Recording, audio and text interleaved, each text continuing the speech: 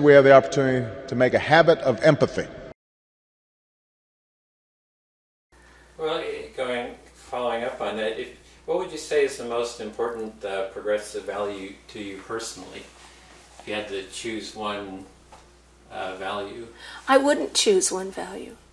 A lot of my work is about putting one thing and another together.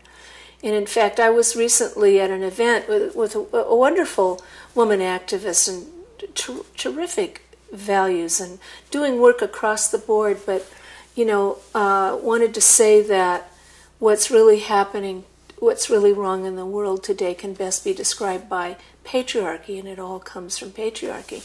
And my answer in that discussion was to say, no, I think that's how women see it, and we can connect patriarchy to every other problem, but we're not the only people here.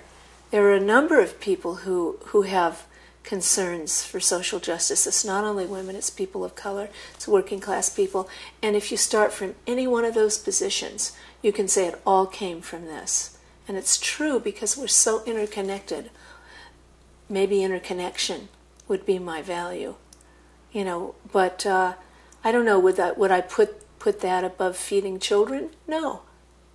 I mean, that's an aspect of interconnection, but I think that one of my values, by the way, is, and it's also a philosophical principle, is that I'm opposed to describing things with a single cause, as if, this was caused by that. The problems in the Middle East are caused by Islamic fundamentalism, for instance.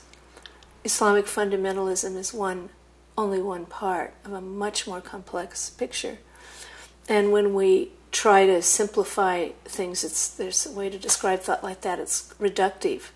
And I think one of the problems with the right wing in America right now, as with fundamentalism all over the world, as with Islamic fundamentalism, by the way, which is similar in its basic way of thinking to right-wing America, ironically enough, is that it's reductive. It tries to reduce what are very complex problems to things that are too simple.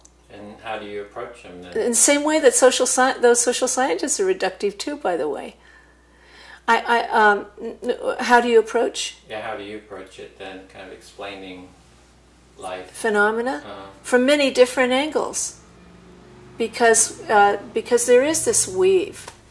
We're living in a living weave constantly. If I take a breath, that I'm taking a breath, we can say that, but it doesn't end there. I'm breathing in oxygen and giving out carbon dioxide. That is feeding the tree over there. That tree has ravens in it. Those ravens come by and nest there during certain parts of the year.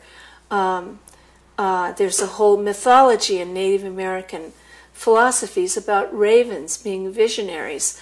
All of these things are in this breath, because my imagination is in the breath too, and thought becomes part of breathing. Thought is not separate from breathing. When we speak, we've got the pattern of the breath in our speaking. Thought is inseparable from language, whether it's imagery or words, but words constitute a lot of our thoughts, and we need breath to speak. So all of you see, if I start at any one point, it's all connected, and of course you have to focus on particular issues. But when you focus on particular issues, when you want to change them, you need to say, you need to be as generous in looking both at causes and participants as you can. For instance, let's look at what's going on right now with the American economy. So many people are focused on Wall Street and stock options, and and